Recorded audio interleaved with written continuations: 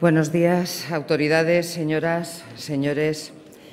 En nombre de Nueva Economía Forum les doy la bienvenida a la Tribuna Andalucía del Fórum Europa, que organiza con la colaboración de Asisa y Vodafone. Hoy tenemos la satisfacción de acoger la intervención del alcalde de Jaén, don Francisco Javier Márquez, quien será presentado por el director del diario Jaén, don Juan Espejo. La tribuna es suya.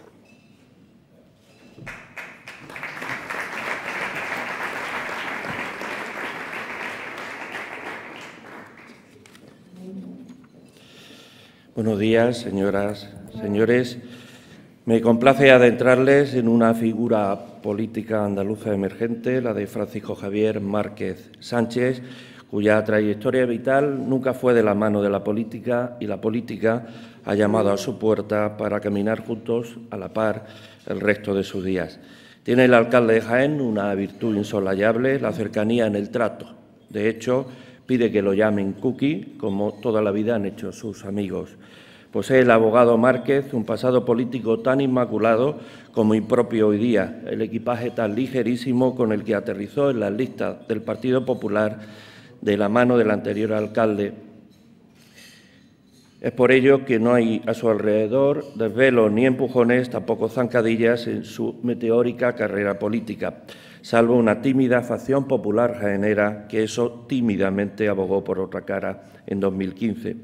Pero eso no pasará a la historia. Su incipiente bagaje político sí, como un torrente de clarividencia popular, llegó en 2011 a la Concejalía de Urbanismo, que apaciguó y serenó de tormentos e incomprensiones y algún que otro dislate, y 4 años y medio después a la alcaldía de Jaén, cuya semilla de sentido común y realismo político trata de regar ahora que faltan 2 años para las próximas elecciones municipales y aún no ha desvelado el gran secreto a voces en Jaén, que encabezará las listas por el Partido Popular, o no, lo cual atestiguaría aún más esa teoría efervescente de que Javier no es un político al uso.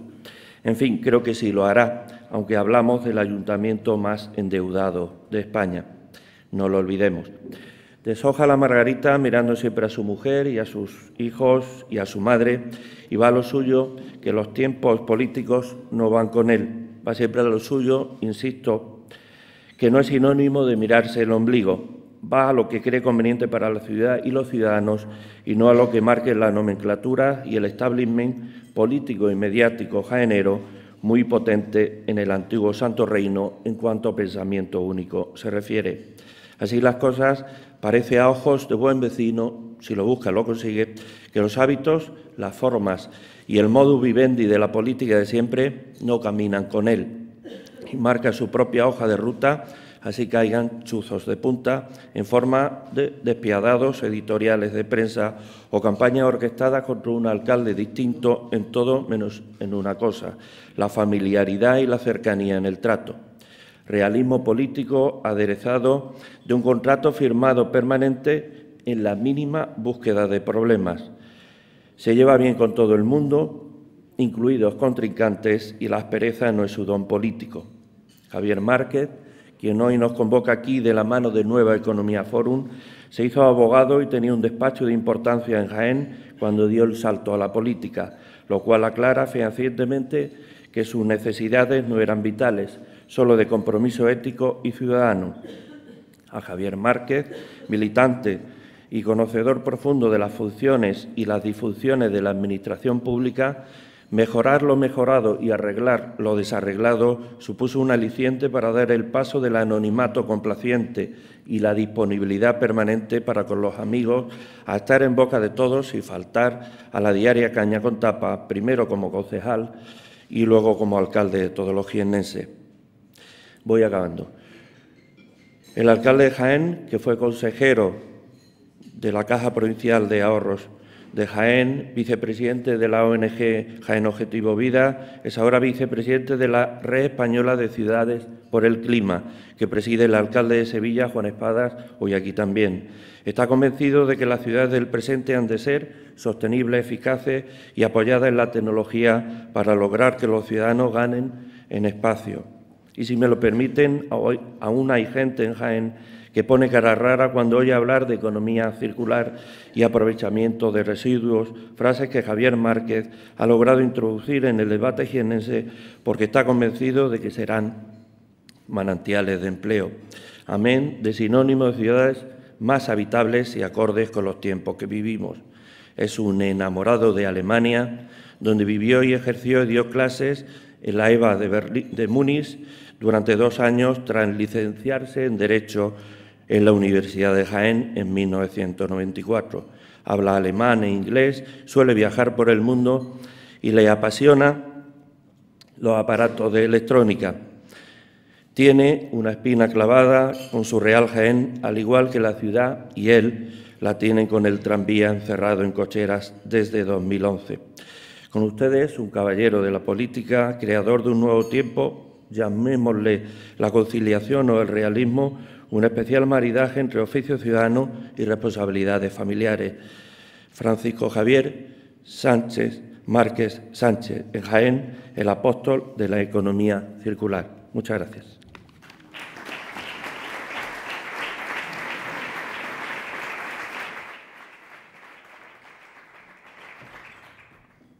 Bueno, buenos días y ante todo que disfruten del desayuno que efectivamente el hotel Alfonso XIII, esta maravilla de edificio, pues ha tenido, y este maravilloso hotel ha tenido a bien disponer para todos ustedes, para todos los que estamos aquí presentes. Quiero dar las gracias primero al alcalde de Sevilla, como máxima autoridad de la ciudad, pues por habernos acompañado hoy en este acto. Es un buen amigo, presidente de la Red de Ciudades por el Clima, creo que está haciendo un gran trabajo dentro de la red y efectivamente le agradezco la presencia aquí. Quiero agradecer la presencia también, la presencia no, lo que quiero agradecer es al Nueva Economía Forum precisamente por el detalle, el placer de invitarme a mí aquí hoy a exponer cuestiones que creo que es de futuro sobre la economía circular. Y sobre todo por el trabajo, ya no es por la invitación hoy en sí, sino por el trabajo que yo creo que ya desde hace bastantes años realizan en pro de abrir este debate, no solamente ya aquí en Sevilla, sino en Málaga, en Madrid, en diversas zonas de España y que creo que evidentemente son esenciales pues para potenciar lo que tiene que ser el debate ciudadano en muchos proyectos económicos, políticos que se tienen que dar en nuestro país.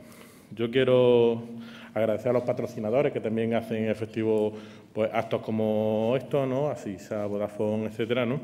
Y en este sentido, pues también quiero agradecer a todos los que han venido. Hay mucha gente que ha venido de Jaén, se han pegado el madrugón, yo lo agradezco y todo mi cariño, y también a toda la gente, también las cosas como son, de mi partido, el Partido Popular, que está aquí presente, ¿no? Que le agradezco porque hayan tenido la delicadeza también de acompañarme.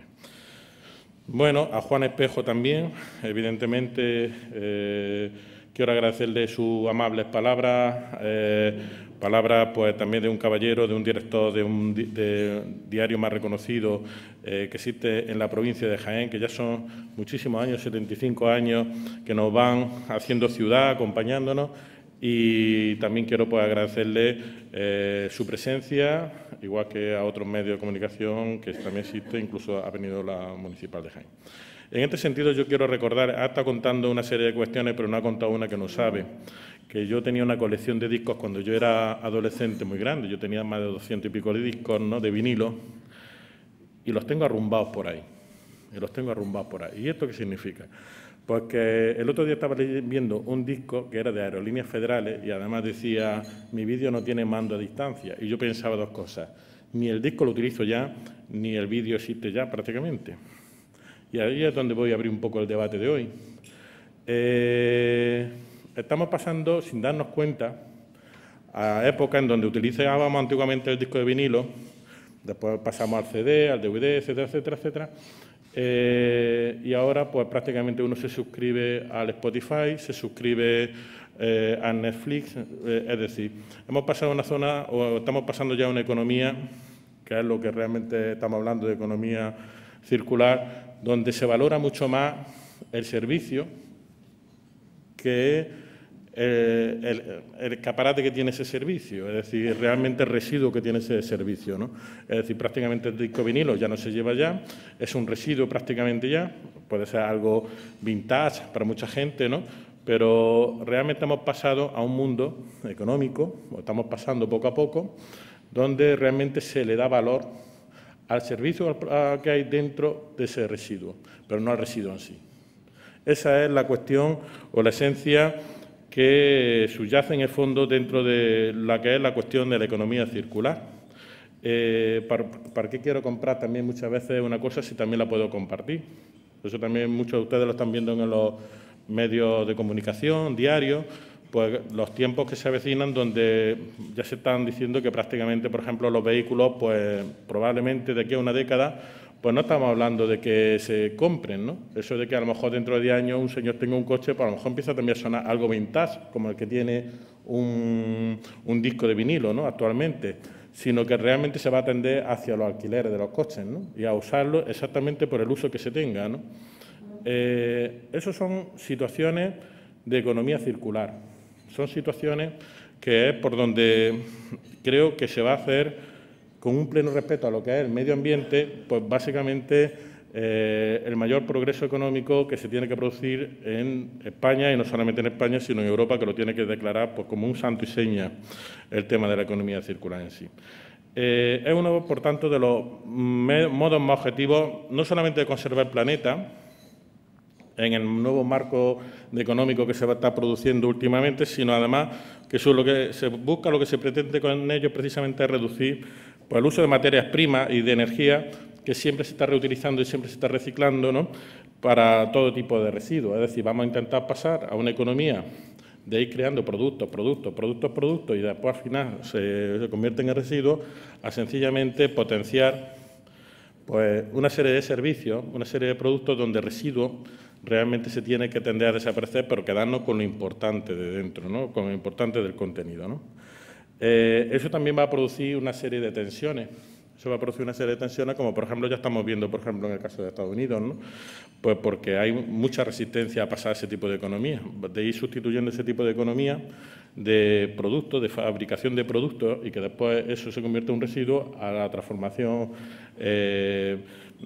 solamente meramente a una transformación en servicio. ¿Por qué se produce ese tipo de tensiones? Se produce ese tipo de tensiones pues porque realmente todos los cambios que se tengan que producir, pues realmente primero son complicados como todos los cambios que se van produciendo, pero tenemos que tener muy claro de que en esto subyace la competitividad de nuestra empresa y la competitividad de Europa en este sentido, ¿no? Es una economía, por tanto, de eficiencia y ustedes dirán, y bueno, ¿y por qué el alcalde de Jaén habla de estos temas, no? Pues porque yo creo que el mayor liderazgo que se está produciendo en materia de economía circular lo están haciendo los ayuntamientos.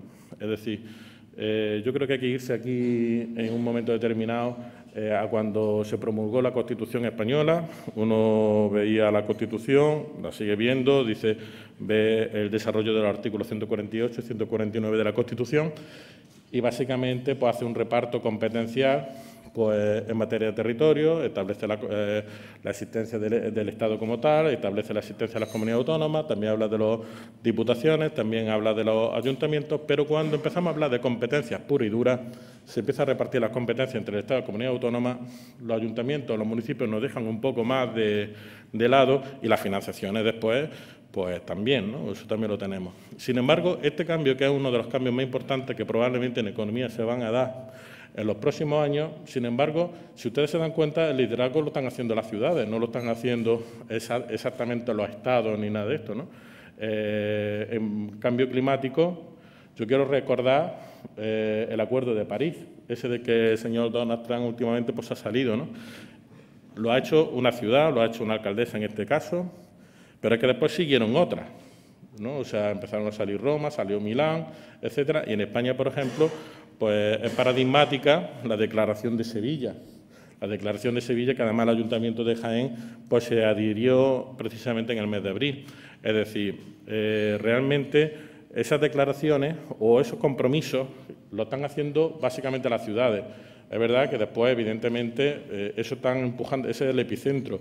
Es cierto y verdad que después ya, por ejemplo, la Unión Europea pues está creando programas ya específicos, ¿no? Por supuesto, ya cohesionados, para darle sentido a todas las cuestiones que en economía circular tenemos que ir potenciando.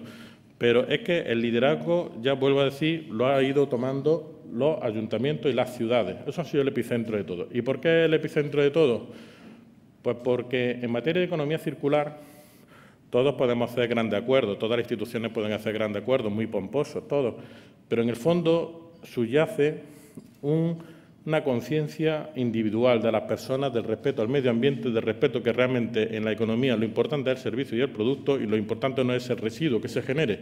Y si se genera algún residuo que evidentemente sea reutilizable, por lo cual evidentemente la industria se tendría que estar estudiando por una parte el rediseño de muchos productos o bueno que se pueda reconvertir en otras cuestiones como por ejemplo pasa con algunos residuos que se convierten en energía. Ayer mismo leí, pensando en lo que es la ponencia de hoy, pues como es un periódico a nivel nacional, hablaba del caso de Viena, ¿no? Otra ciudad, con respecto a que los residuos de esa ciudad pues prácticamente potencian el 30% de la energía o dan el 30% de la energía de esa ciudad, ¿no? De la energía eléctrica. Entonces, por una parte, tengo que decir que en economía circular es que partimos de lo básico y partimos de que el primero que realmente se compromete es la persona, es el individuo. A partir de ahí ya empieza a surgir una conciencia social. La conciencia social precisamente la están adoptando primero las ciudades. Vuelvo a decir, el compromiso que han ido tomando las ciudades, y no solamente el compromiso que han ido tomando las ciudades, sino cómo eso se ha ido desarrollando. Por ejemplo, en el caso de España, ya no solamente estamos hablando, por ejemplo, de la Declaración de Sevilla, sino cómo la Federación Española de Municipios y Provincias, a través de las redes Ciudades por el Clima, pues está abordando el tema, y no solamente está abordando el tema o está liderando este tema, sino que además está buscando proyectos en conjunto con el resto de los ayuntamientos que están implicados, precisamente pues, para potenciar toda aquella materia que sean de economía circular en España. Eso quizás lo más importante, que es esa conciencia y que ese liderazgo lo están haciendo, en este sentido, los municipios, los ayuntamientos. Eso, evidentemente, vuelvo a decir que el Estado, las comunidades autónomas después se estarán implicando, pero el liderazgo en un primer momento lo han hecho los ayuntamientos. ¿Y todo esto por qué es importante? Pues todo esto es importante porque se van a producir profundas transformaciones sociales en nuestras ciudades. Yo creo que a los ciudadanos hay que decírselo alto y claro, y se lo tienen que decir alto y claro los que se lo deben decir, que son los políticos. Es decir, no es una cuestión de que haya que callarse, no es una cuestión de que hay que ponerlo, explicarlo. Muchas cosas a lo mejor nosotros tampoco tenemos la visión global de hasta dónde se va a llegar ahí o no, pero desde luego a los ciudadanos y a las ciudadanas lo que hay que hacer es prepararlos para los cambios que se tienen que ir produciendo, ¿no? El día de mañana. Eso es muy importante también que se vaya produciendo y que ese debate surja en nuestro país concretamente y evidentemente en nuestras ciudades. Tengan ustedes en cuenta que los estudios que existen dicen que prácticamente en 2 décadas, que parece que dentro de 2 décadas Dios dirá, pero 2 décadas realmente en el tiempo es muy poco tiempo, ¿verdad? Pues se prevé que prácticamente 3/4 partes de la población vivan en las ciudades. Eso es mucha tela para un alcalde. Hombre, si un alcalde está pensando en los 4 años, pues evidentemente no es un problema, pero si un alcalde empieza a ver realmente los problemas que le van a surgir a su ciudad en 10 años, en 15 años, por ejemplo, yo me imagino aquí en un Jaén como yo, en un Sevilla, evidentemente que es una ciudad que tiene más peso, ¿no? En la economía, es más grande, etcétera, tiene más complicaciones, pues ustedes verán realmente los problemas que en materia de transporte, movilidad, contaminación, se tienen que estar planteando prácticamente ya.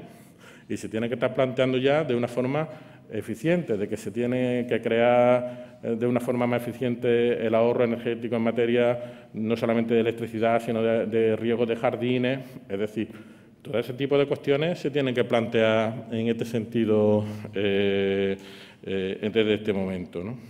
Entonces, realmente hay principios que ahora mismo parecen un poco vagos, buenas palabras como sostenibilidades municipales, etcétera, que realmente no son palabras vacías de contenido, que no son palabras huecas, es que realmente vamos a aglomeraciones de ciudades, unas tendrán más importancia, otras menos, unas llegarán a más y otras llegarán a menos, cada una evidentemente en el marco de sus posibilidades y potencialidad económica, pero donde precisamente todo ese tipo de cambios pues se tendrán que ir elaborando y poniendo de una manera estratégica.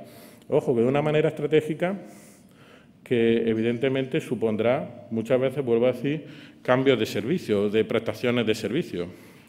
En este sentido, por ejemplo, pues hay que tener en cuenta que uno de los pasos importantes, por ejemplo, que he dicho, va a ser la movilidad. La movilidad, por ejemplo, no vamos a tender a que cada uno, como he dicho antes, tengamos nuestro coche, sino que pasaremos más a un sistema de alquiler. Yo quiero que piensen ustedes los problemas que esto va a ir generando. Por ejemplo, actualmente ya las grandes marcas de automóviles están ya cerrando acuerdos con empresas de alquileres de vehículos. Por ejemplo, la Mercedes ya ha cerrado acuerdos con la Hertz, la BMW ya ha cerrado acuerdo con la Sixt, y eso para alquilarle, para que esas empresas compren los vehículos de esas marcas y se pongan en alquiler de las personas, más o menos en un plazo de 10 años. No estamos hablando de un gran plazo de tiempo.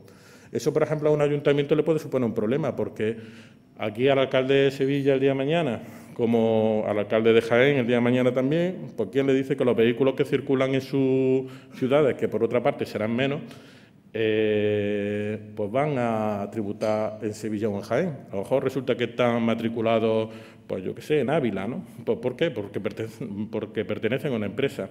¿Y eso qué quiere decir? Porque nosotros la financiación de los impuestos de esos vehículos, nosotros no los cobramos en los términos actualmente previstos. Todo ese tipo de cuestiones también habrá que plantearlo, y habrá que plantearlo por otra cuestión. Pues porque para hablar de sostenibilidad habrá que tener una determinada financiación. Digo que los problemas estos pueden ser precisamente muy evidentes, ¿no? Si vamos a un mundo, digamos, cada vez más automatizado o robotizado, todo el mundo sabe que van a ir cambiando el tipo de empleo, pero va a haber gente que no se va a adaptar. Eso quiere decir que probablemente los Estados tendrán que ir adoptando decisiones más en materia de servicios sociales para aquella gente que no le dé tiempo, no sepa adaptarse a los nuevos tipos de empleo. ¿Eso qué va a ocurrir? Pues que probablemente el Estado como tal tenga menos ingresos por IRPF. ¿Eso qué va a significar para el ayuntamiento? Pues que no tengamos las mismas cantidades de participación de impuestos del Estado, porque nosotros nos nutrimos de ese tipo de financiaciones esencialmente el ayuntamiento. Con esto, ¿qué quiero decir? Que los cambios que se van a producir van a ser notables. Van a ser notables en cosas que la gente ve y van a ser notables en las cosas que solamente entendemos los que estamos metidos en el mundo municipal. Por eso, evidentemente, tendremos que estar buscando operaciones y acciones de eficiencia. Operaciones y acciones de eficiencia por lo que hace cada uno en su casa, es decir, porque nosotros tendremos que estar intentando prestar los servicios de la forma más natural y más sencilla posible, con el menor coste financiero y con el menor coste desde el punto de vista medioambiental y con la menor explotación posible que se pueda producir desde el punto de vista del respeto al medio ambiente, ¿no? Ustedes tengan en cuenta que, por ejemplo, el 30 de marzo de este año, pues, por ejemplo, en cuestiones de movilidad, Alemania ya está haciendo un proyecto de ley donde entre los conductores pone el kein Fahrer, que es el ningún conductor, el no conductor. Es decir, ¿a quién declaran responsable en caso de un accidente? Pues no conductor. ¿Por qué? Porque ya están cambiando la legislación para que puedan existir coches autónomos que funcionen. Eso lo están haciendo en marzo, ¿no? Y evidentemente eso lo que está dando es que no solamente existe una conciencia social de todo ese tipo de cambios que se van a producir, sino también se van a producir una serie de cambios legislativos que todos tendremos que tener en cuenta. Vuelvo a decir, nosotros tenemos que tender a buscar una mayor eficiencia, y para buscar esa mayor eficiencia va a ser pieza clave no solamente la conciencia social, sino también las nuevas tecnologías en este sentido. Es decir, toda esta revolución digital que se está produciendo actualmente va a estar prácticamente hermanada con las cuestiones que van a ser cuestiones de eficiencia en las ciudades. A nadie se le escapa en ningún momento que cuestiones de control de movilidad, los mayores problemas que se podrán ir generando, evidentemente, son cuestiones de contaminación. Las cuestiones de contaminación, por una parte, se irán soslayando si se desarrollan, por ejemplo, en movilidad los coches eléctricos, pero desde luego surgirá todo lo que es un epicentro de Smart City, que ya llevan tiempo desarrollándose, pero de plataformas donde se controlen la contaminación que se tiene que estar produciendo en las ciudades. No solamente eso, sino, por ejemplo, en el ahorro del agua, ¿no? En el ahorro del agua, pues, efectivamente es lo mismo. Es decir, pues, evidentemente se tendrá que sensorizar si los jardines tienen humedad, no tienen humedad suficiente como para que sea preciso estar regando o no se esté regando. Y eso, evidentemente, supone un ahorro de los costes, no solamente de los gastos del agua, sino también del ahorro de lo que tiene que ser el consumo razonable de recursos naturales que tenemos, ¿no? Y que evidentemente son también escasos, ¿no? No solamente en ese tipo de contaminación, no solamente también en las cuestiones de agua, es prácticamente también la recogida de residuos, en la reutilización de los residuos. Parece razonable pensar que, por otra parte, los residuos, por una parte, como está ocurriendo, por ejemplo, en Viena, pues se tiendan a convertir en gran parte a energía eléctrica, o a otro tipo de energía que se pueda realmente utilizar, pero no se trata de crear más residuos para generar otras cosas, sino se trata de generarlo menos. Para eso será imprescindible una apuesta decidida de la Unión Europea, una apuesta decidida de España y una apuesta decidida, por tanto, también del Ayuntamiento, como lo están haciendo, vuelvo a decir, porque el diseño industrial que se produzcan de los residuos que sean obligatorios realizar sean reutilizables. Eso es una cuestión que es, en este sentido, muy importante desde el punto de vista estratégico, porque además supone ahorro y eficiencia, que es lo que en el fondo todos buscamos, ¿no? Todos en nuestras casas buscamos lo mismo, buscamos consumir lo que tengamos que consumir al menos ahorro posible, ¿no? Pues en este sentido, el respeto a los recursos naturales, recursos a los medio ambiente, no es precisamente incompatible con que también cada uno se ahorre en su bolsillo un dinero, ¿verdad? Entonces, realmente la estrategia de las ciudades tienen que ir hacia ese sentido, la estrategia del país tiene que ir hacia ese sentido. Yo les pongo, por ejemplo, un ejemplo en cuestiones de movilidad. En Estados Unidos, pues yo creo que prácticamente todo el mundo tiene un coche. Yo creo que los estudios dicen que el 92-93% es propietario de un coche. Pero si ahora uno, por ejemplo, se va a Manhattan, ¿no? Pues solamente creo que no llegan al 25% de las personas que tienen propiedad un coche, porque como ahí cada uno funciona entre el coche de alquiler y por el sistema de transporte, prácticamente el 25% no tiene. Quiere decir que vamos a un cambio absolutamente de modelo, un cambio que afecta a las ciudades. Y creo que es muy importante que los alcaldes, como lo están haciendo, lideren ese tipo de proyectos. Lideren ese tipo de proyectos no solamente desde la perspectiva ecológica, no solamente desde la perspectiva digital, no. Lo que se está haciendo hasta ahora no es incompatible para nada con lo que también se tiene que ir adoptando los caminos ahora. Es decir, por ejemplo, en mi caso concreto, y yo creo que en el caso concreto mío también hay bastantes alcaldes, por ejemplo, yo puedo destacar uno que me parece muy avanzado en este sentido, que es el alcalde de Granollers, por ejemplo, ¿no? Yo creo que los alcaldes tienen que tener, y las ciudades tienen que tener, muy claros los proyectos de ciudades. Los proyectos de ciudades, desde que empieza a coger el lápiz, tiene que empezar a desarrollar un plan general de ordenación urbana y tiene que saber en qué se va a situar a su ciudad, no en el cortoplacismo de 4 años, sino pues ya en el plazo de 8 años y lo que pueda durar, evidentemente, un desarrollo urbanístico. Hacerlo con una serie de criterios, no solamente desde la existencia física, de criterios pues, de ciudades compactas, ciudades de los problemas que se le pueden venir en cuestiones de movilidad, los problemas que se le van a venir en el futuro o que presuma que se le puede venir a futuro, a lo mejor ya no a él como alcalde, a lo mejor al que esté dentro de 10 o 15 años, pero tiene que estar previendo eso, ¿no? Por ejemplo, en mi caso concreto, pues cuando tuvimos que empezar a hacer el Plan General de Ordenación Urbana en el 2011, pues ya evidentemente ya tenía que tener una persona en la cabeza tiene que tener la ciudad, ¿no? Entonces, dibujada. Entonces, ese proyecto, por una parte, se parte de ahí.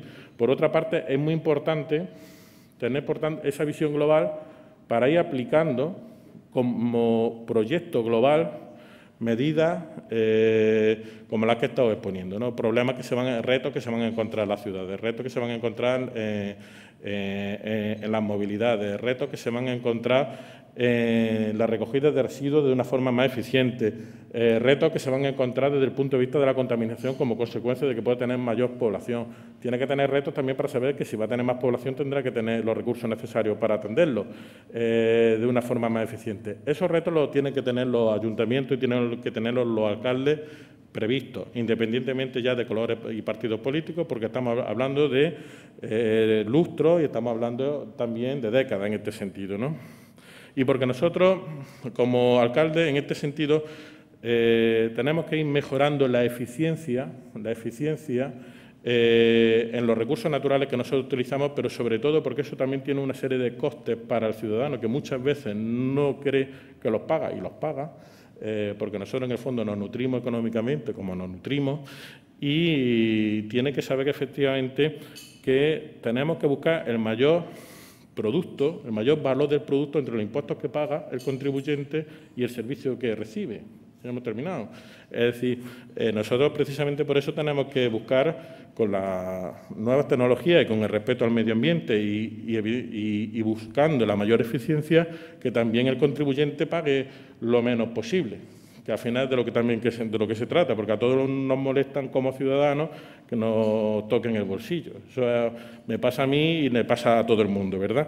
Entonces, nosotros tenemos que buscar precisamente facilitarle ese tipo de vida a los ciudadanos, ese tipo de vida a las ciudadanas también, ¿no? Y en este sentido, pues vuelvo a decir que van a ser muy importantes determinadas tecnologías, como por ejemplo los sensores a la hora de la recogida de los residuos, etcétera, pero desde luego lo que no podemos estar hablando en esta cuestión es como un conjunto de ocurrencias. Es decir, como un conjunto de cuestiones de nueva tecnología, de decir, bueno, pues yo tengo wifi, yo tengo unos sensores aquí. No, lo mismo que un alcalde tiene que estar buscando una planificación de la ciudad desde el punto de vista urbanístico, tiene que existir un plan, una planificación también, al mismo tiempo, desde el punto de vista de medioambiental. ¿Con qué? Con las nuevas tecnologías esencialmente. O sea, esa es una gran herramienta. Las nuevas tecnologías siempre han sido una cuestión que han favorecido con mucho la vida y la calidad de los ciudadanos. Pero siempre que haya un proyecto detrás, tiene que haber un proyecto detrás, porque si no, vuelvo a decir, estamos hablando de un conjunto de ocurrencias. Y donde se tiene que ver exactamente qué tipo de modelo, qué tipo de eficiencia vamos a tener todos. No todas las ciudades son iguales, no todas las ciudades son iguales.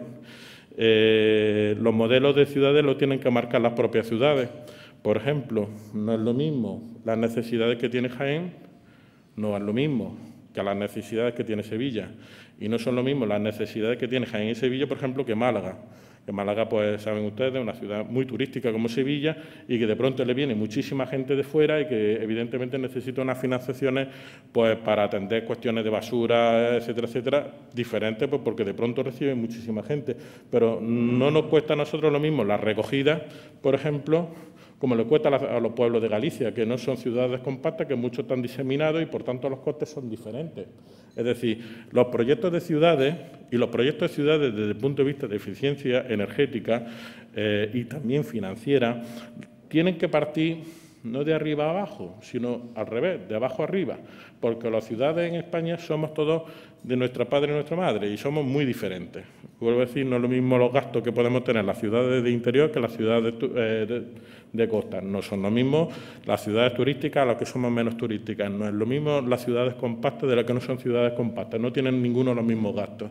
Y los modelos de ciudades, evidentemente, no pueden ser exactamente lo mismo para uno y para otro, ni nos cuesta igual.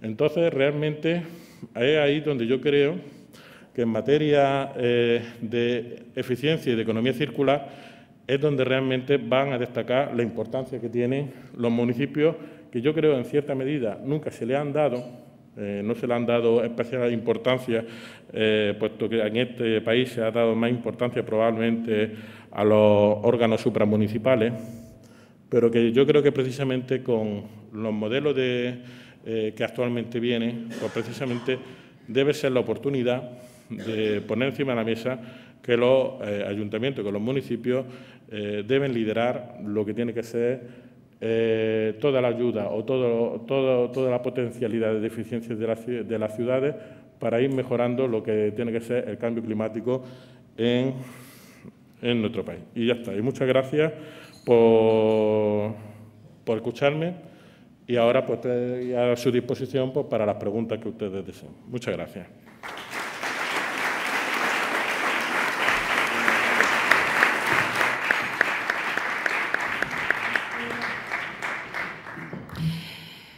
Gracias, alcalde. Hablaba de un modelo de ciudad claro. Usted, además, que lleva exactamente, bueno, pues trabajando en otros departamentos distintos de la alcaldía previamente, etcétera, etcétera. No sé, como alcalde, ¿cuál es un modelo claro, ese modelo que usted tiene en mente de lo que debe de ser Jaén? Bueno, se me escucha, ¿no? Sí. Bueno, me van a entender mucho lo de Jaén, a lo mejor otros, pero voy a intentar ser lo más claro posible. Cuando hubo que rediseñar o afrontar el Plan General de Ordenación Urbana, pues lo que valoramos fue lo siguiente. Por una parte, ver los problemas que teníamos como ciudad. Problemas, digamos, de día a día. Es decir, como mucha gente sabe, tenemos un sistema tranviario parado, ¿no? Porque no existe una capacidad económica para el mantenimiento del mismo, etcétera, y después también porque estaban las cuestiones un poco dispersas. Nosotros, ¿qué hemos hecho en el Plan General de Ordenación Urbana? Primero, el estudio de una ciudad compacta. Segundo, un desarrollo del suelo bastante limitado. Es decir, yo me acuerdo que en el 2004 yo estaba en Berlín y yo me he dado cuenta que la vivienda en Berlín, pues un piso valía 90.000 euros. En Jaén valía 240.000. En sitios buenos, estamos hablando. Es un disparate. O sea, nosotros no tenemos una cuestión por lo que los pisos fueran tan caros. Era evidentemente por una cuestión de burbuja inmobiliaria, pero eso no tiene sentido porque la potencialidad de Berlín no es comparable con la de Jaén. ¿Eso por qué era? Pues porque había un control del suelo por determinadas personas, determinados sectores, que evidentemente había que cargarse en ese sentido. Entonces, por una parte, tú tienes que tener una determinada reserva de suelo por lo que pueda venir, pero sobre todo para evitar ese tipo de distorsiones del mercado, que no puede ser, vuelvo a decir, que una vivienda, pues ya está, pues fuera el triple de cara que en Jaén que en Berlín, ¿no? O sea, esa es la primera. Otra de las cuestiones que se tuvo que apostar, ¿se va a apostar por el sistema tranviario, sí o no? Pues bueno, pues sí, evidentemente. Se tiene que intentar que se pueda pagar, teniendo en cuenta que no es un servicio que lo puedan pagar 100% los ciudadanos, pero sí que le cueste lo menos posible a las arcas públicas, ¿no? De lo que vayan a participar, sea municipal, sea también la comunidad autónoma. El dinero público es un dinero de todos, no es un dinero que muchas veces no se sabe de quién es un dinero de todos y, por tanto, hay que velar por ello, ¿no? Entonces, y más nosotros, que como tenemos nosotros una cosa buena y una cosa mala. La cosa mala es que estamos arruinados. La cosa buena es que entonces, como dirían los antiguos, la peseta la mira. Es decir, que tiene cosas buenas y cosas malas. Entonces, pues, se potenció en equipamientos las zonas donde está el sistema tranviario. ¿Para qué? Pues para que realmente sea útil cuando sea en su puesta en marcha, que realmente, vuelvo a decir, no es que se autofinancie, porque no se va a autofinanciar, pero sí potenciar que no nos cueste tanto. A partir de ahí, nosotros el modelo de ciudad es muy claro. Nosotros vamos a ir a un proceso de peatonalización que lo estamos ya afrontando. No solamente del centro de la ciudad, el proceso de peatonalización tenderá a ser como una mancha de aceite, irá atendiendo a todo lo que se pueda de la ciudad. Vamos a afrontar una peatonalización, que yo tampoco tengo ningún secreto, ni voy a decir ni es más listo ni es más tonto que nadie, pues tipo Pontevedra. Es decir, no impedir que la gente no pueda pasar, no es eso, ni mucho menos, pero sí evitar el tráfico de coches de tránsito, ¿no? Es decir, que realmente sea un modelo más bien de salida-destino. Es decir, el que se tenga que ir, por ejemplo, al centro de la ciudad, que sea porque sepa que existe un aparcamiento que va a encontrar, ¿no? Eso yo creo que todos los alcaldes que estamos un poco metidos en estos temas sabemos que debe ser así. Entonces, por ejemplo, el que quiera ir al mercado de San Francisco, que está en pleno centro de Jaén, pues que sea porque va a ir a aparcar al mercado de San Francisco, no porque va a estar intentando encontrar ese aparcamiento imposible, legal, ilegal o lo que sea, ¿no? Y dando vueltas, ¿no? Para eso, pues las nuevas tecnologías son pieza clave. ¿Por qué? Pues porque a mí me interesa mucho que el que se vaya ahí a ese mercado sepa, pero desde el inicio, que va a encontrar aparcamiento. Y para eso tiene que haber sensores, tiene que haber un programa informático potente también que te diga que ese señor con su aplicación sepa perfectamente que ahí se va a encontrar aparcamiento. Esto no se trata de una cuestión vuelvo a decir,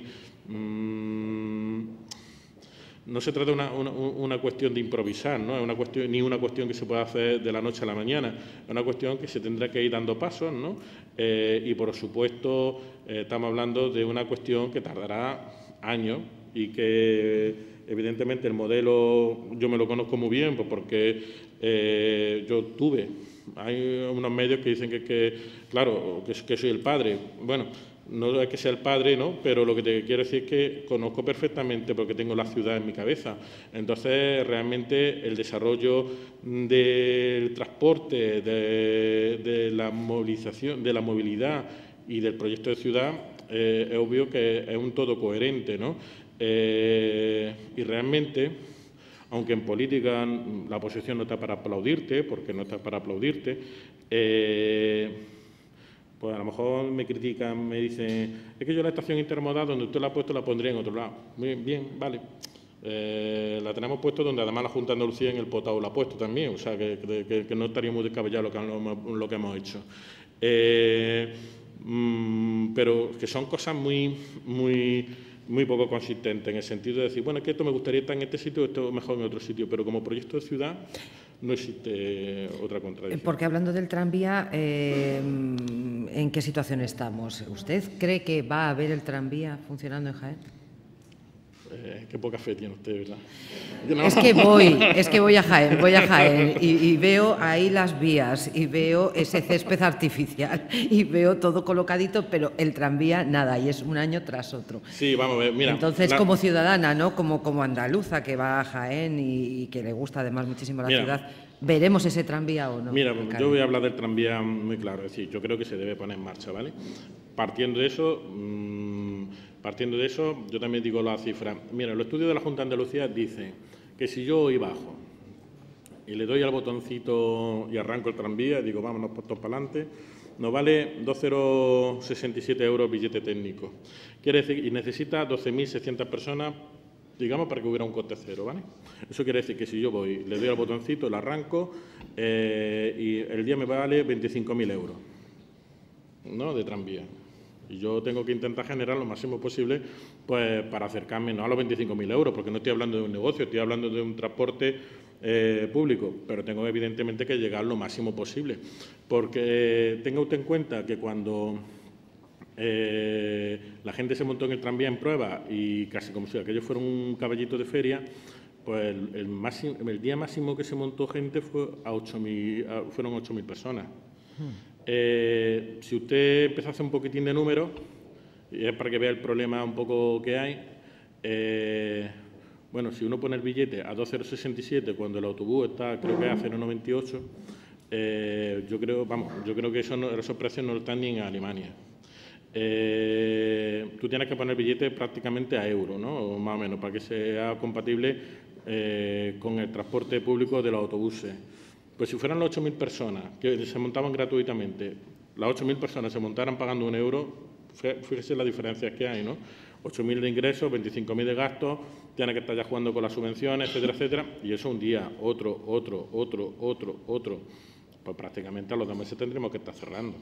Entonces, la imagen mala no es que esté parado, la imagen mala es que se arrancara y que a los 2 meses tuvieras que pararlo sin una solución. Entonces, la Junta de Andalucía ha dicho ahora que va a pagar el 40% de los gastos de explotación del sistema tranviario. Todo eso está bien, ¿no? O sea, todo eso a cosas suman, no restan, ¿vale? Pero lo cierto y verdad es que nosotros, por ejemplo, ¿qué es lo que opinamos? Pues opinamos que tiene que haber, independientemente de que se ponga el sistema en marcha y que además la semana pasada ya se abrieron las plicas de la ingeniería que tiene que hacer el test del sistema tranviario y, si Dios quiere, pues ya el año que viene pues ya sacaremos la explotación. Lo que sí es cierto y verdad es que, por ejemplo, para nosotros, en el trazado que existe actualmente del sistema tranviario, pues sería importante que se hiciera otro que es en la avenida Andalucía, porque realmente esa es la gente que realmente va a utilizar el sistema tranviario y que realmente te puede quitar coches. ¿Por qué? Porque el sistema tranviario tiene espacios vacíos. Es decir, hay paradas que pueden ser muy utilizadas. Por ejemplo, la universidad. Encima, al lado de la universidad va un centro comercial. Esa parada concretamente pues puede ser una parada muy importante.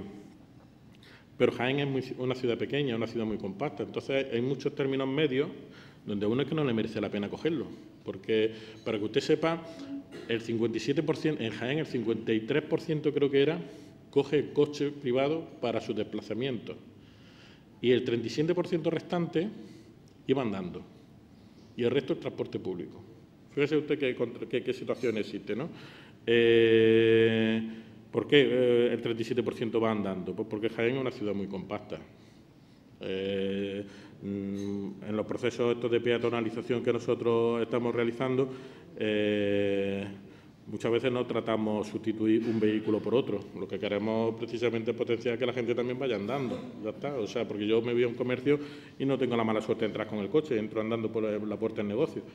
Y sin embargo, eso potenciaría, entiendo yo, por una parte, que el sistema tranviario pudiera tener más actividad, más movilidad, porque, hombre, el porcentaje de uso del transporte público se antoja muy pequeño, ¿no? Estamos hablando prácticamente un 10%. Y después, pues porque lo que tenemos que ir quitando es ese bocado tan importante de 57% que la gente coge el vehículo propio cuando estamos hablando, vuelvo a decir, de Jaén. No estamos hablando de Madrid, no estamos hablando de una gran capital donde es que existe unas distancias tan abismales. Eso quiere decir que también ahí existe un porcentaje muy importante de gente que coge el coche por coger el coche y que no confía en el sistema de transporte público y que a lo mejor, yo qué sé, se desplaza a 200 o 300 metros en coche y podría ir perfectamente andando, ¿no? Entonces, también por eso es una de las estrategias de la ciudad quitar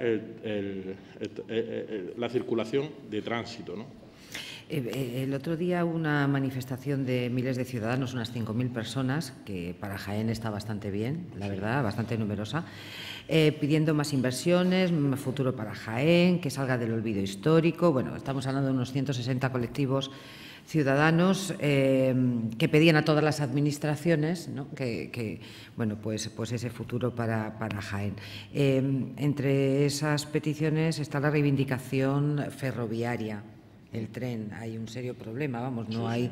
no sé qué le diría usted a esas 5.000 personas, desde el Ayuntamiento, lógicamente, que es una de las administraciones también a las que les pedían o les solicitaban ese futuro. ¿Qué les diría después de toda la movilización que se realizó? Pues mire usted que son unos héroes, y lo voy a decir claramente porque son unos héroes, porque fueran 5.000, 6.000, 7.000, lo que fuera. Salí en Jaén a las 7 de la tarde con 42 grados y salí esa cantidad de personas, pues yo qué quiere que le diga, para mí son héroes cívicos, ¿no? Y aparte lo único que supone dos cosas, hablando en plata. Por una parte demuestra el hastío que tiene la ciudad de Jaén hacia muchas inversiones que después van a otros sitios y no se paran en Jaén. Jaén, desgraciadamente, yo no sé si sabe lo que significa, pero Jaén significa paso de caravana, ¿no? O sea, ese es realmente el origen de la palabra Jaén. Y seguimos exactamente lo mismo. Parece que siempre las inversiones, digo, supramunicipales, ¿no? Siempre se van a otra zona. En este país uno tiene que aprender, creo yo, un concepto de solidaridad en este sentido que le voy a decir. Yo no sé, aquí hay mucha gente, no sé, algunos pueden que tengan un piso en la playa, ¿no? En Jaén, por ejemplo, hay mucha gente que tiene un piso en la playa, ¿no? En Fuengirola, etcétera, etcétera. ¿Eso qué quiere decir? Pues que hay zonas naturales, normales, grandes capitales, también, que por su actividad económica o por sus recursos naturales, su forma de ser, tiene una capacidad económica importante. Si todos partiéramos de cero, siempre, por ejemplo, las zonas costeras, pues probablemente se desarrollen económicamente más que otras zonas, ¿no? El jiennense que, por ejemplo, y vuelvo a decir que hay muchísima gente de Jaén, que tiene un piso en Fuengirola, por ejemplo, pues paga impuestos en Jaén y en Fuengirola. Es decir, en Fuengirola tiene tributa el natural de allí y el jiennense porque tiene un piso. El caso contrario no se produce. No viene un malagueño a comprarse un segundo piso, por ejemplo, en Jaén, ¿no? Estoy poniendo un caso muy concreto. Eso es lo que le quiero decir. Que hay determinadas zonas que por sus capacidades naturales tienen más capacidad económica que otras de una forma muy natural.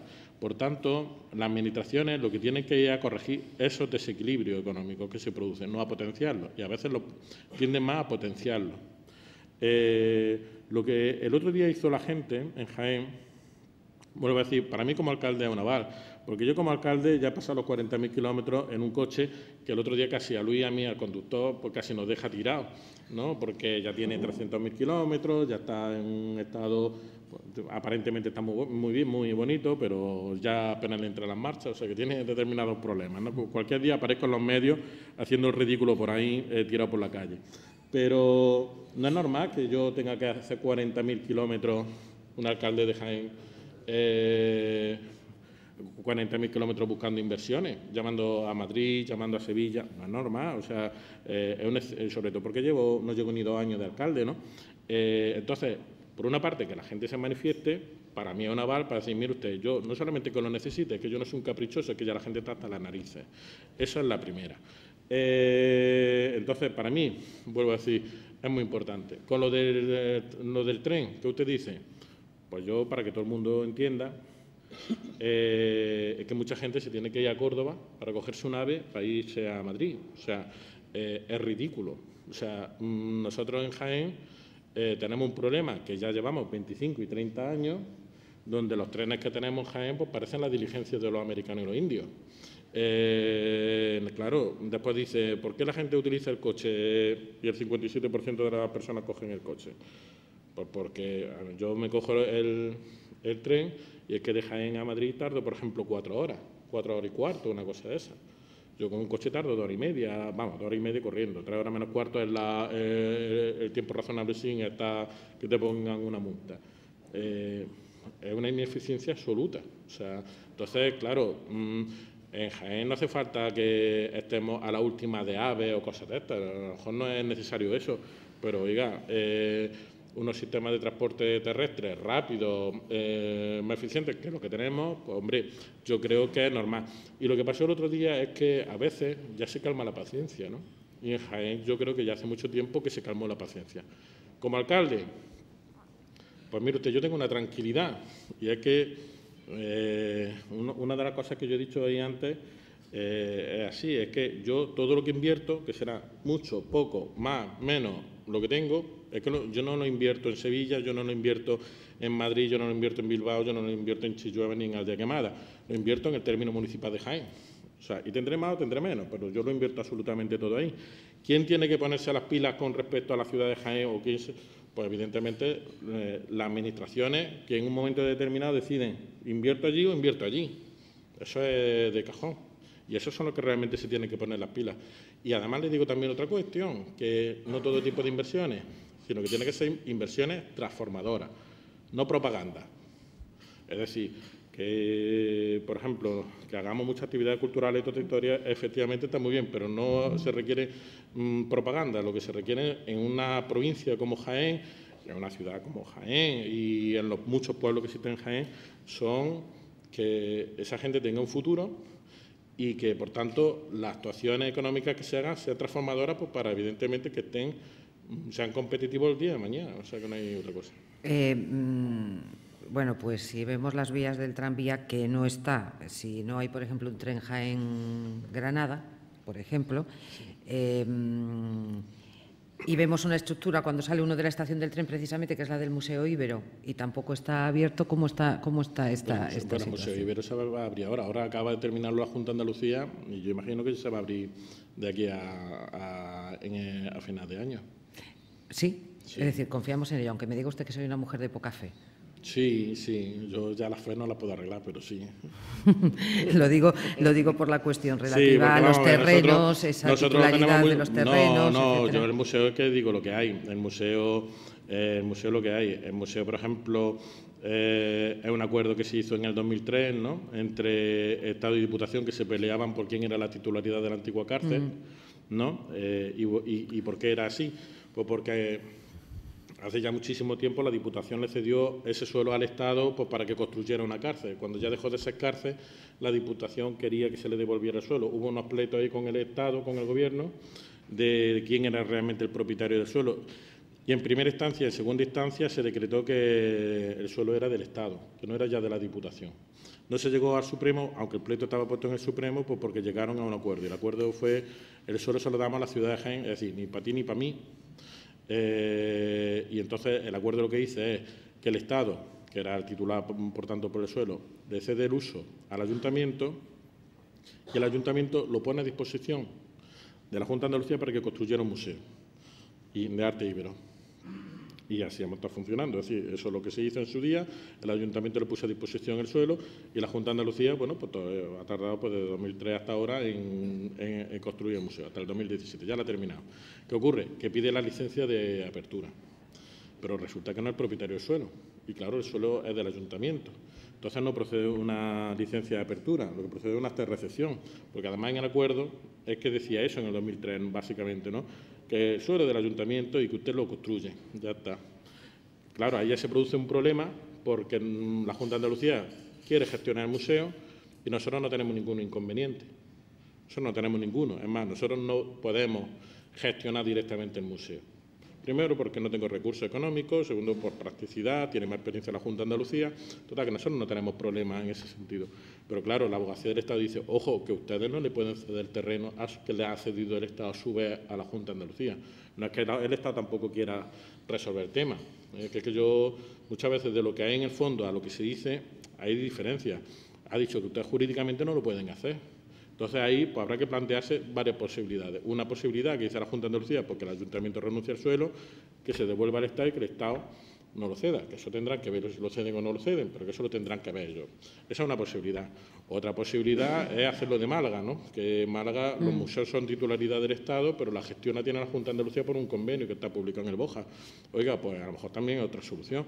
Es decir, que el Ayuntamiento y la Junta de Andalucía firmen un convenio de gestión donde lo gestione toda la Junta de Andalucía y hemos terminado, y eso que no tiene ningún problema. Y entonces, pues bueno, esa cuestión es la que se tiene que debatir, pero vamos, que ahí nadie está por no abrir el museo, está todo el mundo por abrirlo ya, ¿vale? ¿Fecha entonces para cuándo más o menos? Yo creo que la Junta lo quiere abrir para el último trimestre de este año. De este año. Vamos a ver, tenemos bueno, una catedral que es una maravilla, patrimonio, se pretende que sea patrimonio de la humanidad, pero la verdad es que de momento no lo están logrando. Hay una serie de informes que dicen que el entorno no está bien, bueno, hay un informe de Patmos que, en fin, bueno, hay todavía muchas cosas y trabajos que hacer para que la catedral sea ese patrimonio de la humanidad. ¿En qué momento estamos en ese sentido? Porque la verdad es que ha sido bastante la ilusión de los jienenses en este sentido, ¿no? Ha sido bastante... Mire usted, la catedral de Jaén, yo estoy seguro que si está aquí en Sevilla o está, yo que sé, en Jerusalén, es patrimonio de la humanidad desde hace muchísimos años. Y además nadie la discute, porque todo el que va se queda parado de cómo es, y además cualquier persona que no sea de Jaén, y el que es de Jaén, hombre, porque estamos acostumbrados a verla, pero es que impresiona ver cómo el edificio destaca sobre toda la ciudad, o sea, y además de una forma tremenda. Y hay que tener en cuenta en su día, además, cómo se haría, evidente, porque hoy día hacemos muchas mega obras, ¿no? Pero también hay que ponerse en el tiempo. No, vamos a ver, esto es un tema que ahora mismo está liderando desde el punto de vista científico la Universidad de Jaén. Y la Universidad de Jaén, con el prestigio que tiene, ¿no? Pues ha hecho una serie de jornadas para rebatir el informe de ICOMOS, ¿no? Y además, hombre, la verdad es que está haciendo, yo creo que está haciendo un estudio importante porque además va a haber una publicación. Eso no quita que aquí también jugamos un poco con la política. Es decir, los patrimonios de la humanidad han sido premios para ricos y nosotros en Jaén nos encontramos ahora mismo un poco en esa encrucijada. ¿Por qué digo que han sido premios para ricos? Pues porque históricamente ha valorado obras destacables, importantes, ¿no? Por ejemplo, catedrales, etcétera, etcétera, de una forma especial, ¿no? Claro, digo que es para ricos porque eso solamente se da en determinadas zonas del mundo. O sea, entonces pues se suele dar en España, se suele dar en Italia, se da en Grecia, pero a lo mejor en África no se da. Y entonces, claro, cambiaron los criterios diciendo que ya prácticamente íbamos a dejar de dar premios a monumentos, porque entonces siempre se llevaban los premios los mismos, y se iban a ampliar a otro tipo de cuestiones, como por ejemplo paisajes especiales, cosas de este tipo, porque eso ya sí es verdad que te lo encuentras en Asia, te lo encuentras aquí en África, te lo encuentras en África, te lo encuentras en Europa, te lo encuentras en todos lados. Entonces, existe una predilección muy notable hacia ir declarando patrimonio de la humanidad otras cosas diferentes a lo que actualmente se ha ido haciendo. Eso ha sido uno de los temas que, por ejemplo, se ha ido debatiendo en el marco de la universidad, que la candidatura de Jaén, especialmente de la Catedral de Jaén, es que tiene que pelearse con eso. La candidatura o el proyecto que estaba haciendo la universidad era para rebatir precisamente lo que se hablaba con respecto a la catedral, sobre, por ejemplo, la influencia que tuvo sobre Hispanoamérica, ¿no? Que es notable y, sin embargo, y como pues, empezaba a decir que discutían que tuvieran esa influencia. Cuando vuelvo a decir, prácticamente todos los catedráticos, etcétera, dicen que es obvia la influencia y que incluso en determinadas catedrales es que, por ejemplo, en México, etcétera, es que se encontraron hasta planos de alumnos de Vandervira, que era la catedral de Jaén antigua, o sea que la influencia es obvia y, sin embargo, pues bueno, pues se discute. Entonces, la cuestión la está liderando ahora mismo la Universidad de Jaén desde el punto de vista científico, después la tendremos que retomar nosotros cuando veamos las conclusiones, pero de tal manera también tenemos que saber contra lo que luchamos y tenemos que luchar contra una serie de elementos, ¿no? Pero bueno, para eso están las cabezas, ¿no? Para pensar también, ¿no? O sea que yo, como tengo la desgracia que no tengo mucho pelo, pues ahí no me sirve para llevar pelo, pues tendré que saber para pensar. Vamos a ver, don Ricardo Sánchez, alcalde de Marina del Alcor, le pregunta si no es utópico, dice, señala el planteamiento de valorización energética de residuos sólidos urbanos, sin una línea de financiación europea o estatal para la construcción de nuevas instalaciones. Sí, evidentemente, vamos a ver. Las cuestiones tienen que tener su financiación que excede de los presupuestos que puedan tener los ayuntamientos concretamente, porque vuelvo a decir un poco lo que he dicho anteriormente.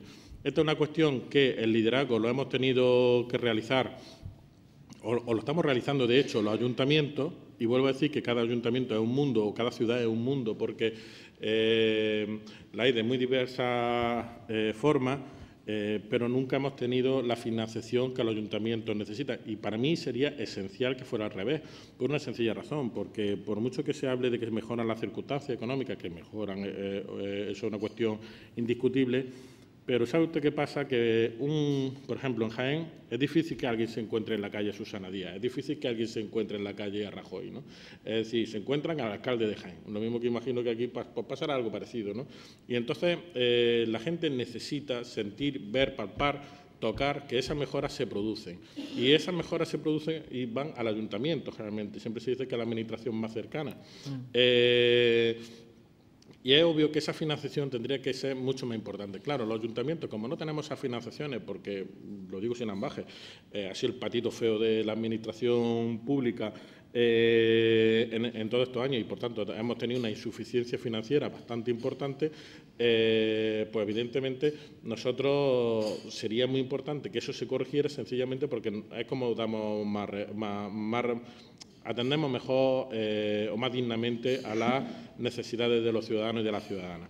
Dicho lo cual, es obvio que para todo ese tipo de proyectos, pues, tiene que haber proyectos económicos financieros que se están apostando desde la Unión Europea. La Unión Europea, hace muy recientemente, ha creado ya todo un círculo precisamente de economía circular, de financiaciones de economía circular. Lo ha hecho hace muy poco, o sea que entonces realmente lo que tiene que haber es una coordinación. Yo creo que ahí es muy importante el trabajo que se está haciendo de la red de Ciudades por el Clima, de la Federación Española de Municipios y Provincias, donde realmente lo que queremos saber es proyectos que sean globales, proyectos que sean interesantes desde el punto de vista de los municipios, ¿no?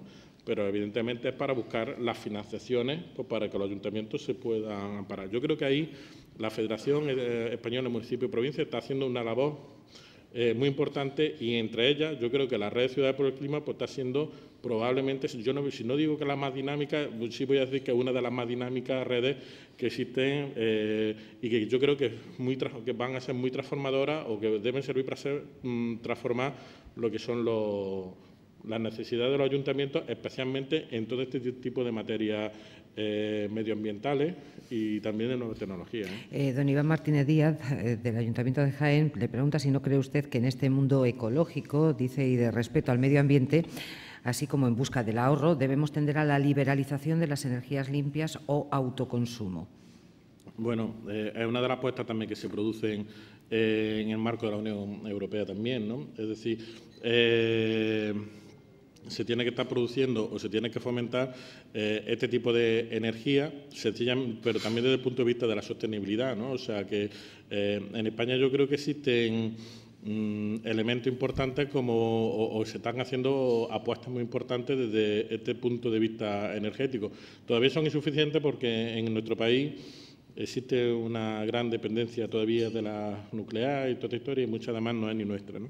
Pero sí es verdad que se está haciendo una apuesta muy importante por la alternativa, puesto que nosotros tenemos recursos naturales suficientes como para ir apostando por ahí, ¿no? ¿Cuál es la situación financiera del Ayuntamiento de Jaén? ¿En qué nivel de endeudamiento se está en estos Nosotros momentos? tenemos una mala salud de hierro, o sea que...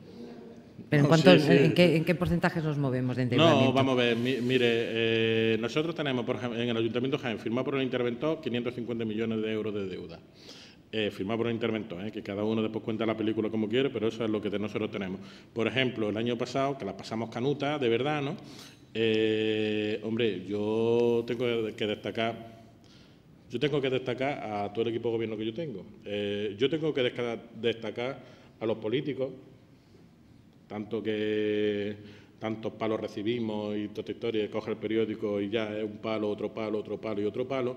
Bueno, pues yo, cuando pasemos unos años, unas décadas, pues yo creo que los que han estado gobernando actualmente, por ejemplo, me voy a ir yo a mi ayuntamiento para que nadie... Pues yo para mí son héroes cívicos, lo digo de verdad, porque, hombre, cuando uno tiene dinero, gobernar... Yo que eso no lo viviré, pues eso debe ser una maravilla, ¿no?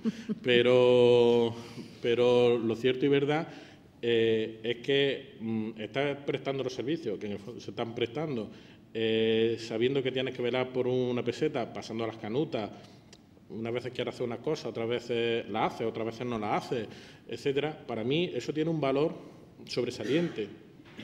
Y el caso de Jaén es el caso de muchos pueblos, de muchas ciudades que también le pasa lo mismo. Y, sin embargo, la única gratitud que tiene son 4 palos y 4 protestas, no digo la protesta ciudadana el otro día, que no va por ahí, sino las típicas que uno se encuentra en las redes sociales, no sé qué, no sé cuánto, pues no sé qué, esto, no sé cuánto. Mire usted, en Jaén, yo el otro día lo conté en el pleno del ayuntamiento, pero es que es verdad. Yo soy alcalde porque a los demás a la oposición le tembló el pulso ser alcalde, poner un alcalde. Es una verdad, lo diga quien lo diga, y aquí y en Pernambuco. Es decir, nosotros no tenemos ninguna mayoría. Allí pudo haber sido alcalde el concejal del PSOE, se pudo haber hecho una alternativa, porque tienen más concejales que nosotros. Y es que ni lo intentaron, no es que no lo consiguieran, es que ni lo intentaron, no fuera que les tocara. Y entonces, pues cada uno hizo el paripé de votarse a sí mismo, para decir, bueno, a ver si este tonto pasa y lo ponemos ¿no? Y bueno, y yo, ¿qué es lo que le digo? ¿Se pasa bien? No, en un ayuntamiento con esas dificultades económicas no se pasa bien. Pero bueno, yo creo que en la vida hay que echarse para adelante. Y en la vida hay que asumir los retos. Y hay que asumir en los días de vino y de rosa y cuando uno lo pasa bien, cuando uno lo pasa mal. Eso yo creo que es la vida cotidiana de todos y cada uno de nosotros, ¿no? Que cuando hay adversidades, oye, lo que hay que echarse para adelante, ¿no? Entonces, el año pasado lo pasamos muy mal, este año no lo estamos, hombre, lo estamos pasando mal financieramente. Yo le digo, estamos bien. No, pero por ejemplo, el interventor, que vuelvo a decir, esto en el ayuntamiento se habla del interventor como si se hablaba del 1, 2, 3 de Don Cicuta, ¿no? Es decir, el interventor ha dicho que nosotros el año pasado le pegamos un bocado de 20 millones de euros a los gastos anuales de la ciudad de Jaén. Pues esa es nuestra obligación. Si esa es nuestra obligación, intentar hacer las cosas pero velando que el dinero público es dinero de todos y que no es dinero de nadie, ¿no? Eso es la circunstancia que tenemos. ¿Su experiencia alemana le está ayudando a llevar la alcaldía? No lo sé. Que le veo así, no sé, que tiene una componente germana importante. No lo sé si es verdad o no. Porque bramo en alemán de vez en cuando, ¿no? O sea, que cuando me cabreo. Pero no, hombre, allí aprendes cosas, ¿no? Ahí aprendes. Yo, por ejemplo, yo me fui a un despacho de abogados y a mí me sorprendía que solamente había 3 abogados y había 14 secretarias. Yo aquí en España eso no es habitual, ¿no? Claro, ellos consideran que la hora de abogado es más cara que la hora de una secretaria, ¿no? Y realmente ellos solamente venden su propiedad intelectual. Ellos no se ponen a escribir como nosotros los abogados, ni nada. Eso ellos dictan y que lo escriba una secretaria que ya tiene muy profesionalizada, ¿verdad? Hombre, aprende organización, eso sí es cierto. Le pregunta a don Juan Antonio Peña de UPyD si es compatible la economía colaborativa o complementaria con la circular. Bueno, pues vamos a ver, yo creo que sí es compatible, por una sencilla razón, porque la economía circular lo que pretende básicamente es que exista un mayor respeto, una mayor eficiencia desde la economía, una mayor eficiencia en el sentido de que pasemos a una economía de productos, de uso, de construcción o fabricación de productos a residuos, ¿verdad? Le he puesto el ejemplo antes de los CDs, que ya muchos ni escuchamos, lo tenemos por allí arrumbado, etcétera, y sin embargo uno se contrata el Spotify, por ejemplo, y está escuchando la música, la misma música, etcétera, ¿no? Yo creo que no solamente es compatible, sino que es que necesariamente es compatible. O sea, es que es necesario, porque hay muchos servicios que se van a ir produciendo y que se van a hacer por vía de economía colaborativa. Aquí en Jaén no existe, pero por ejemplo aquí en Sevilla está el Car2Go, un caso muy claro, ¿no? Es decir, de uso compartido de este tipo de cuestiones. Lo que pasa es que eso también tiene que tener es lo que pasa, que muchas veces los cambios económicos y sociales no están todavía acompasados con los cambios legislativos que se tienen que producir. Y, por ejemplo, nosotros estamos viendo casos en este país muy claros, como, por ejemplo, todos los pisos turísticos, los problemas que, por ejemplo, está dando en Barcelona, etcétera, el Airbnb, etcétera, etcétera. Entonces, es una cuestión de que, efectivamente, sí es compatible, pero también requiere una regulación legal, porque, oye, te podéis ir cargando a sectores que pagan sus impuestos puros y duros por otro tipo de economía que no saben ni dónde tributan. Esas cuestiones sí son compatibles, pero sí es verdad que requiere de una regulación legal. 2 cuestiones brevemente. Una, vamos a hablar un minutito sobre fútbol. El Jaén en tercera. Bueno. Yo no meto goles, ¿eh? Ya. Pero imagino, que esto, como alcalde, usted verá un poco, no sé si le gusta o no le gusta el fútbol, si es cierto que el estadio también necesita una remodelación, etcétera, etcétera. Pero bueno, el hecho es que está el equipo en tercera división y, sin embargo, tenemos en fútbol sala otro equipo, el Jaén Paraíso Interior, que bueno, ese es el que está dando todas las alegrías. Sí. ¿Hasta qué punto es importante un deporte como el fútbol y, sobre todo, según en qué divisiones esté, para el desarrollo o el avance o el progreso de una ciudad? Bueno, yo creo que el deporte en sí, es decir, el fútbol sala, el fútbol, el baloncesto, cuando uno tiene un equipo también bueno, sí es verdad que transmite una imagen de la ciudad desde el punto de vista, por lo pronto, que te la pone en el mapa. Es decir, hay mucha gente que le gusta el deporte en sí, ¿no? Digo, a nivel nacional, etcétera, y a lo mejor no se plantea visitar Jaén. Por ejemplo, el Jaén Paraíso Interior fue campeón de España hace 2 años, ¿no? Y a lo mejor mucha gente empezó a poner Jaén en el mapa, pues, en este sentido, ¿no? Es decir, el deporte sí tiene ese tipo de cuestiones positivas, ¿no? Ya después, como deporte y como cuestión, que tiene que entrar la pelotita o no tiene que entrar la pelotita, o que se hacen unos equipos mejores, otros equipos peores, que unos juegan mejor, otros juegan peor, pues evidentemente ya son las circunstancias, ¿no? Pero, hombre, el deporte como tal, y especialmente este tipo de equipos, ¿no? Pues lo que sí te marcan un poco, si usted me apura, pues, hombre, te sitúa la ciudad, especialmente desde un punto de vista de influencia turística, etcétera, Porque, por ejemplo, Jaén, cuando estuvo hace 3 o 4 años en segunda división, pues se benefició muchísimo la hostelería, porque venía muchísima gente, ¿no? De otras ciudades, ¿no? O sea, eso se nota mucho, ¿no? Entonces, bueno, siempre tiene una influencia económica importante, ¿no? Comenzaba usted su exposición con Aerolíneas Federales, un disco de vinilo, etcétera, que se encuentra, en fin.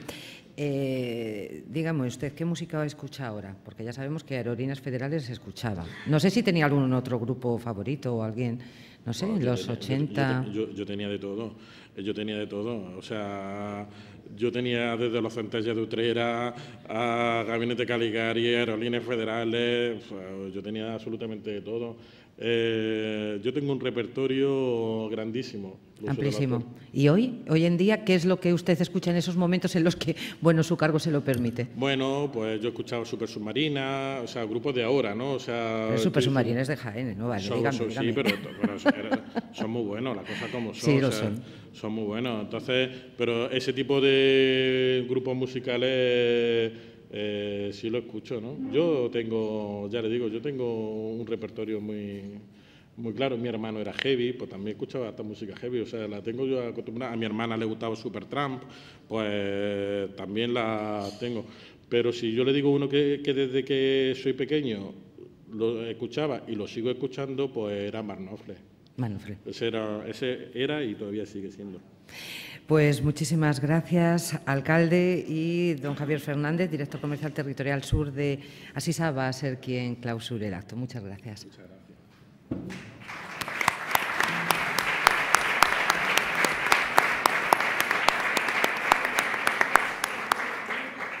Muchas gracias. Excelentísimo señor alcalde de Sevilla, autoridades, muchísimas gracias por acoger este foro y por estar aquí con nosotros. Excelentísimo señor alcalde de Jaén, Javier Márquez, magnífica su exposición. Muchas gracias. Y creo que lo que ha dicho tanto en la misma como en lo que las contestaciones a las preguntas, la verdad es que nos va a hacer, creo que nos está haciendo ya recapacitar y plantearnos algunas de las cuestiones que ha dicho. Bueno, en nombre de mi empresa, Asisa, y de mi presidente, quiero robarle un poquito de tiempo para presentarnos un poco, aunque creo que muchos de ustedes posiblemente ya nos conozcan porque sean socios nuestros, y le voy a hablar un poquito de lo que es Asisa y de lo que pretende ser Asisa, ¿no? Asisa es una compañía líder en asistencia sanitaria en España y es propiedad de una cooperativa de médicos, Lavinia, de capital íntegramente español y de ámbito nacional. Ya, desgraciadamente, quedan pocas empresas grandes de esas características, ¿no? La sociedad cooperativa Lavinia está compuesta de más de 20.000 médicos y su condición de cooperativa pues, le permite dedicar todos los beneficios que obtiene a reinvertirlo en sus propias clínicas y centros especializados, ¿no? Actualmente el presidente de la cooperativa y de Asisa es el doctor don Francisco Iborra, y lleva ya 8 años con nosotros haciendo una magnífica labor, y así va la empresa en continua ascensión, ¿no? Por su propia naturaleza cooperativista y el hecho diferencial de estar creada y compuesta por médicos, esto conlleva una clara vocación del servicio al paciente y potencia la mejor calidad asistencial. Eso es lo que nuestra principal finalidad, ¿no? Hoy Asisa es una de las principales aseguradoras del sector de la sanidad, con más de 2 millones de asegurados, ¿no? A los que ofrece una amplia cobertura asistencial y de otro tipo de productos que vamos extendiéndonos y que vamos tratando de sacar al mercado, ¿no? El grupo Asisa, y creo que esto es una de las cosas que más nos diferencia, lo componen, entre otras tantas, 16 clínicas, y recientemente es un grupo que se ha creado dentro de la propia cooperativa y dentro de Asisa, y se ha creado un grupo única y exclusivamente de la clínica, que es HLA, y donde tenemos que destacar, porque está en esta ciudad, es la Clínica Santa Isabel. Supongo que todos lo conocéis, ¿no? Además, cuenta con más de 28 centros médicos y 15 unidades de diagnóstico, y algunos de los cuales se encuentran integrados dentro de la propia estructura hospitalaria, lo que facilita de esta forma la integración al asegurado. Y, además, disponemos también de centros oftalmológicos, esto es algo que estamos comenzando hace ya algunos años, clínicas dentales, con más de 20 clínicas dentales propias y concertadas, y trabajan con nosotros más de 40.000 profesionales, entre médicos, matronas, DUE, analistas, etcétera. Desde nuestros orígenes, Asisa, hemos sido fieles al compromiso de ofrecer cada vez a un mayor número de personas una asistencia sanitaria de calidad, un derecho fundamental que es la piedra angular de la labor de esta compañía, ¿no? Porque en Asisa trabajamos por un futuro mejor para las personas a través de un óptimo modelo referente dentro de la medicina, que aporta a nuestros clientes las formas de medicina preventiva, asistencial, medicina primaria, familiar y comunitaria, contribuyendo en la medida de lo posible a mejorar la sociedad en que vivimos. Calidad, innovación, atención y cuidado han sido siempre los pilares básicos que nos ha caracterizado, algo que solo ha sido posible gracias a la vocación de los que han dado la vida por cuidar de los demás y a un sistema sanitario sin ánimo de lucro, que reinvierte, como he dicho anteriormente, sus beneficios en la mejora de los equipos técnicos y humanos a través de una constante modernización de nuestras instalaciones y una continua formación de cada uno de nuestros profesionales. Desde aquí os invito a navegar por nuestra web y a descargar nuestra app, que con su reciente actualización, una de las más modernas que existen dentro de las compañías que llevamos temas de salud, dispone de un completo buscador de médicos y centros con diferentes filtros que pueden utilizar para acertar en tu búsqueda. Te mostramos toda la información disponible para llamar y concertar una cita y desplazarte hasta el lugar donde tiene el centro. Encontrarás una red de oficinas y centros propios con ubicación, teléfono, horarios y medios de transporte. Puedes solicitar autorización telefónica y desde la misma web puedes solicitar la autorización y tratamientos más habituales, obteniendo una respuesta inmediata. Podrás visualizar tarjetas en la pantalla, los recibos, cualquier tipo de consulta o de citas que tengas pendiente, pedir duplicado de la propia tarjeta y consultar las preguntas más frecuentes que se te ocurran sobre patología. Está en marcha, y esto es un futuro inmediato, la telemedicina. O sea, esto lo vamos a ver muy pronto. Es consultas directamente por el móvil, con el médico al teléfono, fotografiando cualquier tipo de lesión que haya tenido y dándonos respuesta, incluso unos remedios para este tipo de patologías. Esto lo vamos a ver muy pronto, muy pronto. Podrás ver también los consejos de salud que te proponemos a través del canal de Publiterapia. Llevamos 2 años con este tipo de publicidad, con consejos médicos, y de esta forma podréis conocernos más a fondo a esta familia donde médicos asegurados formamos parte de un mismo compromiso. Por eso, en Asisa, y por otras cosas más, pelando siempre por la salud de nuestros asegurados, hemos puesto en marcha una campaña dedicada a los hábitos saludables y con un objetivo tan ambicioso como sencillo, que dediquemos al menos 1 hora más a dormir. Porque lo que más nos importa es la salud de nuestro asegurado, vuestra salud. y soñar, dormir, al final ayuda a darle salud al cuerpo. Muchas gracias y enhorabuena por el sitio y por todo esto. Muchas gracias.